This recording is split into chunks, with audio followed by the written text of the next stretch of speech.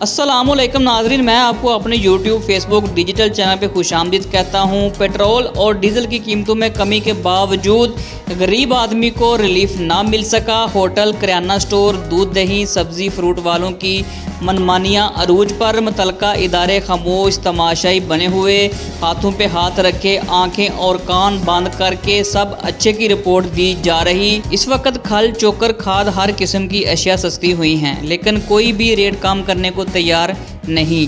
दूध, दही, होटल, किराना स्टोर, सब्ज़ी, फ्रूट फ्रोश सब के अपने अपने मनमाने रेट लगे हैं। आटे में भी अच्छी खासी कमी आई, लेकिन तंदूर नान बाई वालों ने तो खुलेआम बदमाशी लगा रखी। जनाब commissioner, deputy commissioner price control का हक बनता है कि नाजायज़ मुनाफाखोरों के ख़िलाफ़ एक्शन लिया जाए।